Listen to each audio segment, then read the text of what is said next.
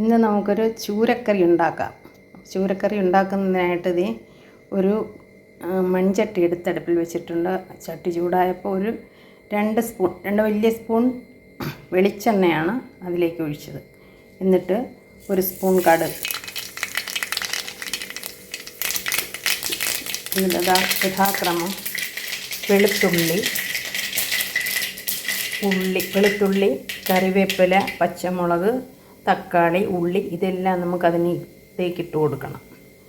കടുക് എന്തൊക്കെയായാലും പൊട്ടിയിട്ടുണ്ട്. അപ്പോൾ അതിലേക്ക് നമുക്ക് ഉടനെ വെളുത്തുള്ളി ഇട്ട് കൊടുക്കാം.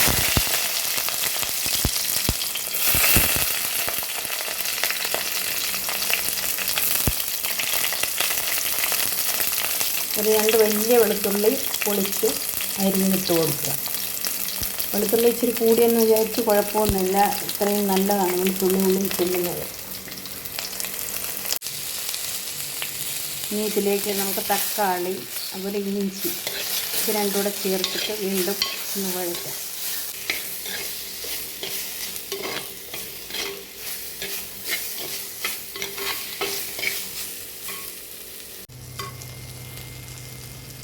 അതിനകത്തേക്ക് 3 സ്പൂൺ മുളക് പൊടി, 4 സ്പൂൺ മല്ലിപ്പൊടി, ഒരു ചെറിയ സ്പൂൺ മഞ്ഞൾപ്പൊടി ഇത്രയും ചേർത്തിട്ട്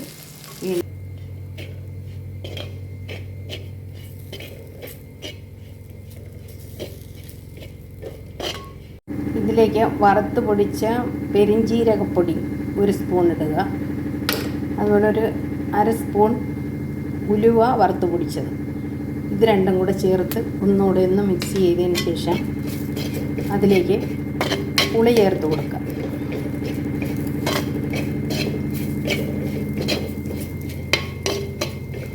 ഒരു 3 വലിയ കഷ്ണം പുളി വെള്ളത്തിലിട്ട് കുതിർത്തതാണ്. അത് നമുക്ക് അങ്ങനെ തന്നെ ഒഴിച്ച് കൊടുക്കാം.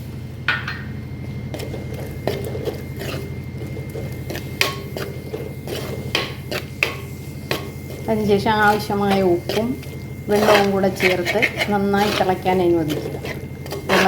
കറി തിളച്ച് തുടങ്ങി. ഇനി നമുക്ക് കഷ്ണം ചേർക്കാം. അപ്പം ഒരു 1.5 കിലോയോളം വരുന്ന ചൂര കഷ്ണമാണ് ഞാൻ. അതിൻ്റെ വെയിറ്റ് പറയുമ്പോൾ 1.5 കിലോയോളം വരുന്ന വെയിറ്റ് ഉണ്ട് ഈ കഷ്ണങ്ങൾക്ക്. അപ്പം അത് ഓരോന്നും ഞാൻ അതിലേക്ക് ഇട്ട് കൊടുക്കുകയാണ്.